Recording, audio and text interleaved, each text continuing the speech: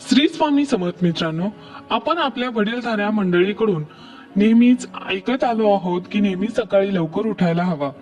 आपल्याला सकाळी लवकर उठण्याचे असंख्य फायदे देखील वडीलधारी मंडळी सांगत असतात.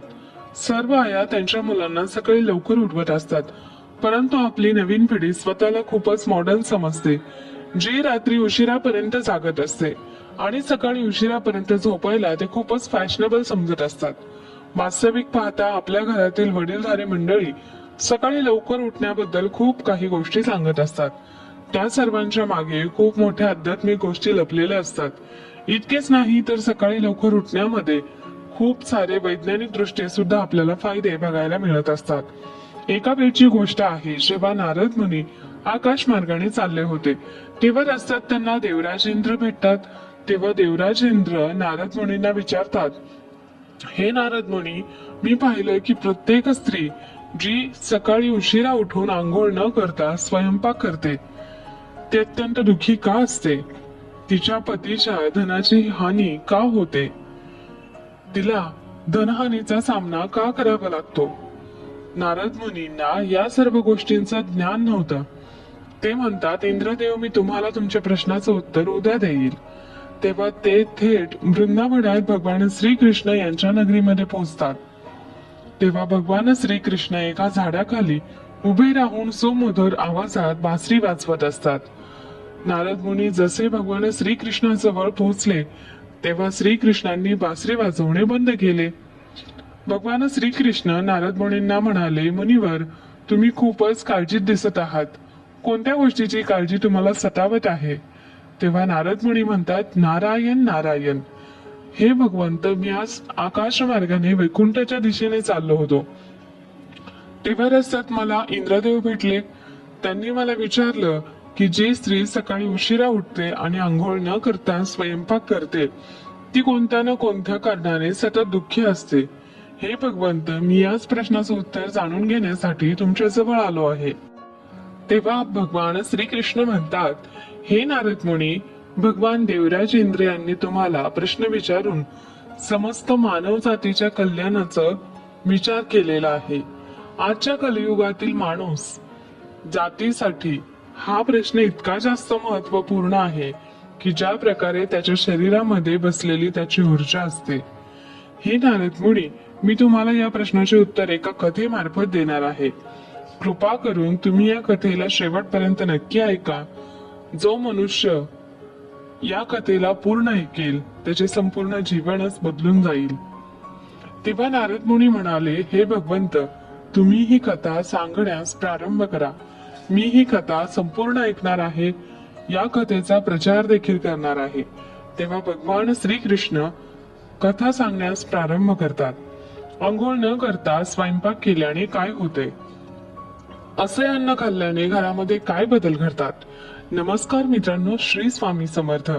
भगवान श्रीकृष्ण म्हणतात, गरुड पुराणामध्ये मनुष्याच्या आचार विचारांबद्दल अनेक नियम सांगितलेले आहेत. त्यामध्ये स्वच्छता, शुद्धता आणि अन्नाची पवित्रता यांना विशेष महत्व दिले आहे. स्वयंपाक घर आणि आपल्या घरातील सर्वात महत्वपूर्ण घटक असा मानला जातो, कारण इथे देवी अन्नपूर्णा आणि देवी लक्ष्मीचा वास असतो. तुम्ही सुद्धा घरातील वडीलधाऱ्या माणसांकडून असं ऐकलं असेलच की स्वयंपाक घर नेहमी स्वच्छ ठेवलं पाहिजे आणि नेहमी अंघोळ केल्यानंतर जेवण बनवण्यासाठी स्वयंपाकघरामध्ये जावं. तुम्हाला माहित आहे का, आज आपण जाणून घेणार आहोत की अंघोळ न करता स्वयंपाक केल्यास काय परिणाम होतात. याबद्दल गरुड पुराणामध्ये श्रीकृष्णांनी एक कथा सांगितलेली आहे. प्राचीन काळात एका गावात गोविंद नावाचा ब्राह्मण राहत होता. तो धार्मिक होता. त्याची पत्नी खूप सुंदर होती, दिसायला अतिशय देखणी होती. मात्र ती दररोज उशिरा उठत असे, त्यामुळे घरातील कामाला देखील उशीर होत असे. तिच्या नवऱ्याला जरी कामाला जायचे असले तरी सुद्धा ती आंघोळ न करता जेवण बनवत असे. असे ती नेहमी करत असे. शेवटी सूर्य उगवल्यानंतरच ती उठत असे. तिचं नाव कमला. ती अत्यंत आळशी होती. दररोज सकाळी उठल्यानंतर कमला घरातील कामे लगेच सुरू करायची. अनेकदा ती अंघोळ न करता स्वयंपाक देखील बनवायची. एके दिवशी गोविंद म्हणाला, अगं कमला, शास्त्रामध्ये सांगितले आहे की स्नान केल्याशिवाय अन्न बनवू नये. कमला हसली आणि म्हणाली, अहो, देवाला याने काय फरक पडतो? अन्न तर स्वच्छ बनवत आहे ना मी. हात वगैरे स्वच्छ धुतलेत हा मी. गोविंद शांत राहिला. त्याला आता तिला कसे समजावून सांगावे हेच समजत नव्हते. त्यामुळे तोही विचारात पडला. काही दिवसांनी गावामध्ये एक महान संत आले. संपूर्ण गाव त्यांच्या दर्शनासाठी जमले होते. कमलाने सुद्धा त्यांना भोजनासाठी आमंत्रित केले. महात्मा घरात आले. त्यांनी भोजनाच्या ताटाकडे पाहिले, पण अन्नग्रहण केले नाही. कमला आश्चर्यचकित झाली. महाराज, तुम्ही अन्न का ग्रहण करत नाही? खूप चांगले जेवण आहे हे, अतिशय चविष्ट आहे. मी जेवण तुमच्यासाठी अतिशय चविष्ट असे बनवलेले आहे. माझ्या हाताला खूप चव आहे. माझ्या पतीला सुद्धा माझ्या हाताचे जेवण खूप आवडते. अतिशय स्वादिष्ट आणि चवदार जेवण मी बनवत असते. मग तुम्ही हे जेवण का घेत नाही? तुमची समस्या काय आहे ते तरी मला सांगा. तुम्हाला कसे जेवण आवडते मी तसे बनवून देते. तुम्हाला मी बनवलेली भाजी किंवा चपाती आवडली नाही का? मी बनवलेल्या अन्नामध्ये काही दोष आहे का? महात्मा शांत राहिले होते. महात्मा नंतर बोलले, अन्नात नाही, पण अन्न बनविणाऱ्याच्या आचरणात दोष आहे. कमला मात्र घाबरली. मी काय चूक केली? महात्मा म्हणाले, तू स्नान न करता स्वयंपाक करतेस का? अशा अन्नात सात्विकता राहत नाही. महात्मा म्हणाले, गरुड पुराणानुसार अन्न हे ब्रह्म स्वरूप आहे.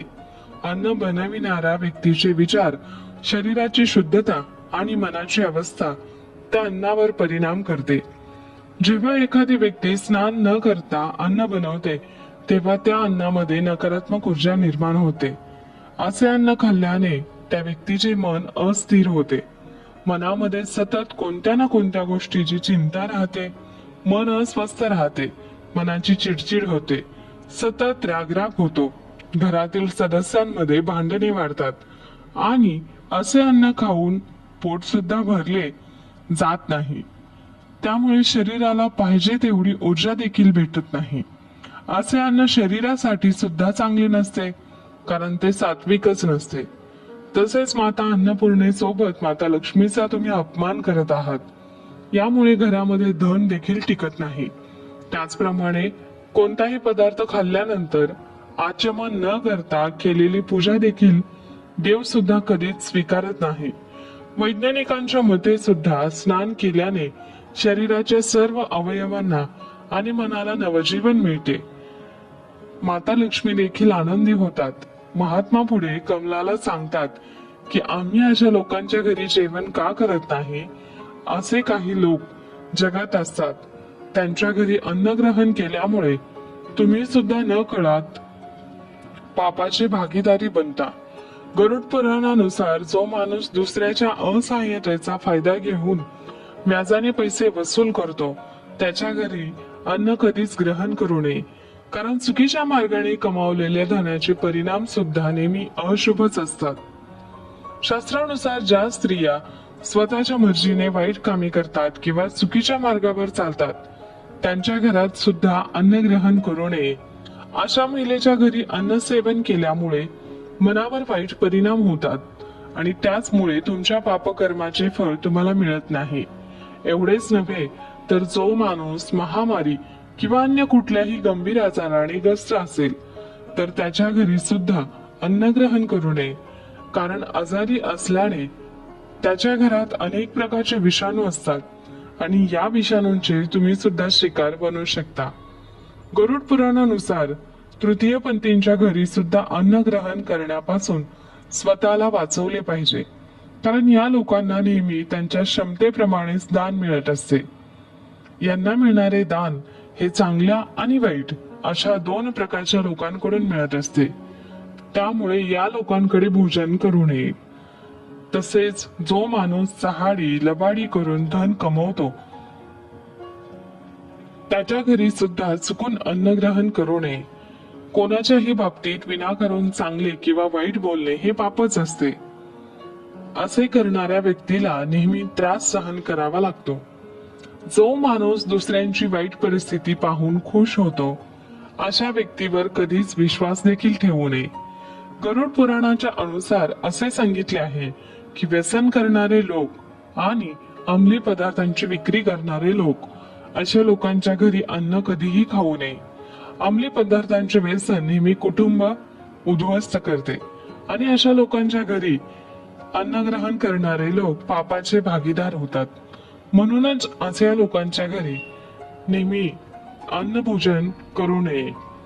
या लोकांपासून नेहमी दूर राहावे. ते महात्मा जेवण न करता तसेच तिथून निघून जातात. कमला तरी सुद्धा नेहमीप्रमाणे तिचा नित्यक्रम चालू असतो. ती महात्म्यांच्या बोलण्यावर एवढा काही विश्वास ठेवत नाही. तिला रोजची जशी सवय लागलेली असते आळशीपणाची, म्हणजेच उशिरा उठायचे, उशिरा स्वयंपाक बनवायची, उशिरा नवऱ्यासाठी जेवण बनवायची, तेही आंघोळ न करता सर्व स्वयंपाक व घरातील कामे करायची, जसा नित्यक्रम चालू होता तो तसाच चालू राहिला. तिने एवढं काही गांभीर्याने या गोष्टी घेतल्याच नाहीत. पहिली चूक म्हणजे गरुड पुराणाच्या अनुसार ज्या स्त्रिया आंघोळ न करता देवाची पूजा तर लांबची गोष्ट आहे, परंतु पूजेच्या साहित्याला स्पर्श सुद्धा करू नये. त्यांना पूजेचे पूर्ण फळ कधीच मिळत नाही.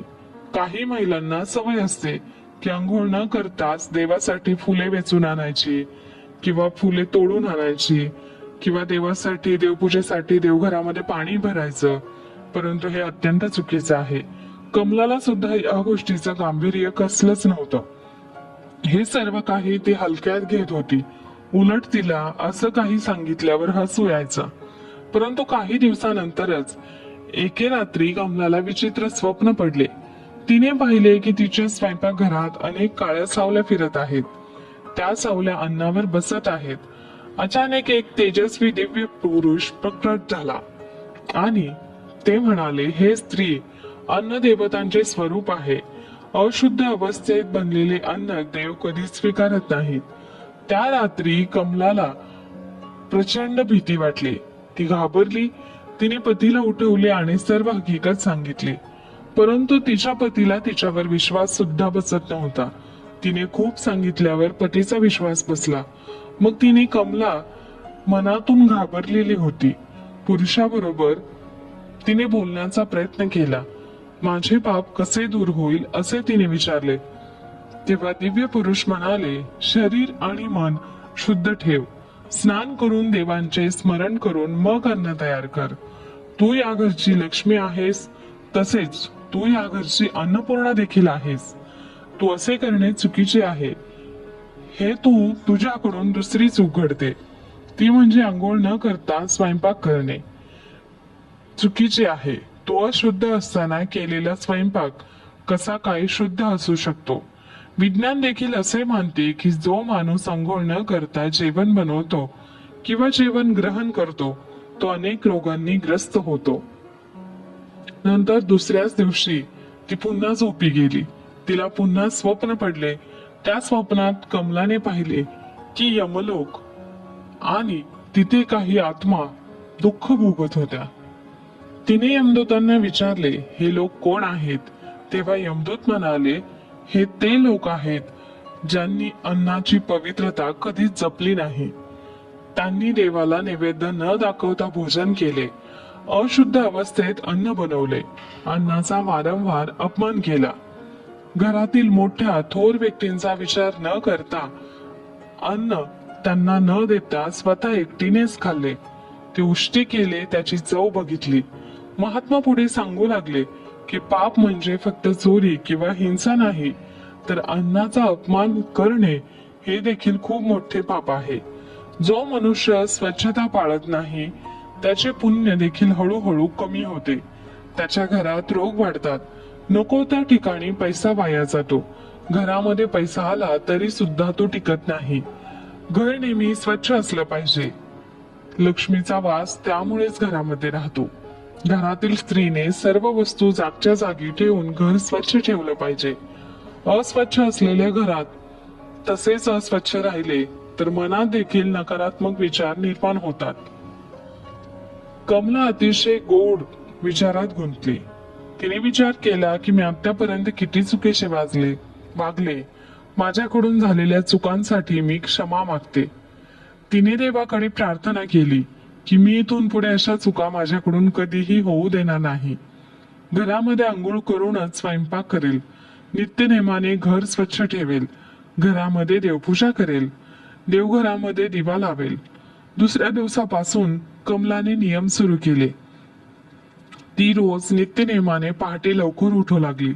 स्नान करून प्रथम घर स्वच्छ करून घेऊ लागली आणि नंतर देवपूजा झाल्यानंतर देवघरामध्ये धूप दीप देवांना समर्पित केल्यानंतर मग स्वयंपाकाला सुरुवात करावी.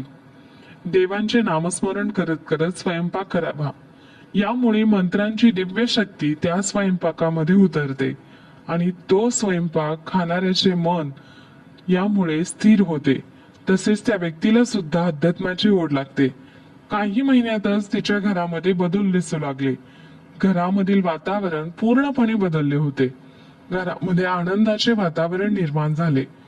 तिच्या अडलेली कामं पूर्ण होऊ लागली. तिच्या घरामध्ये आनंदाला अगदी उधाण आलं होतं. घरामध्ये पैशाची कमतरता तिला कसलीच भासली नाही. तिच्या घरामध्ये पैसा टिकू लागला.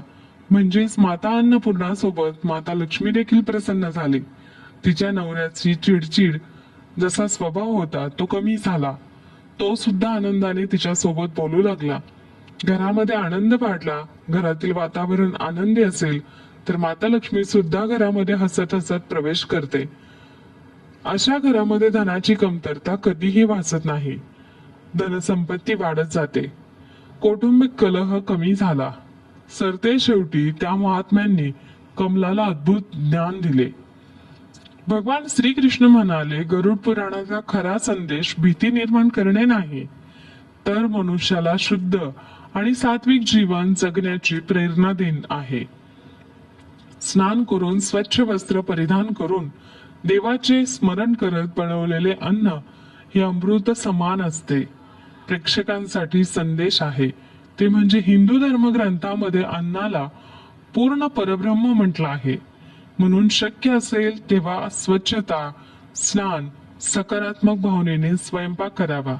यामुळे घरामध्ये सुख, शांती, समृद्धी टिकून राहते. शेवटी काय, माणसाला देवाने एकच पोट दिलेलं आहे, तरी सुद्धा माणसाचे तेच पोट कधीही भरत नाही. माणूस त्याच पोटासाठी वनवन फिरतो, मेहनत करतो. एवढ्या मेहनतीने कमावलेले धन टिकवून ठेवण्यासाठी काही चांगल्या सवयी सुद्धा आत्मसात करणे गरजेचं आहे. अन्न हे जीवन आहे. अन्न हेच देव आहे. अन्नाची पवित्रता जपा, जीवन पवित्र बनेल. नारद मुनींना त्यांच्या प्रश्नाचे उत्तर मिळाले. ते नारायण नारायण करत देवराज इंद्र यांना भेटून त्यांना त्यांचे उत्तर दिले. हा माहितीपूर्ण व्हिडिओ तुम्हाला आवडला असेल तर या व्हिडिओला एक लाईक करून जास्तीत जास्त महिलांना शेअर करा. तसेच व्हिडिओ संपूर्ण पाहिल्याबद्दल मनापासून आभारी आहे. कमेंट बॉक्समध्ये श्री स्वामी समर्थ नक्की लिहा. धन्यवाद. श्री स्वामी समर्थ. जय जय स्वामी समर्थ.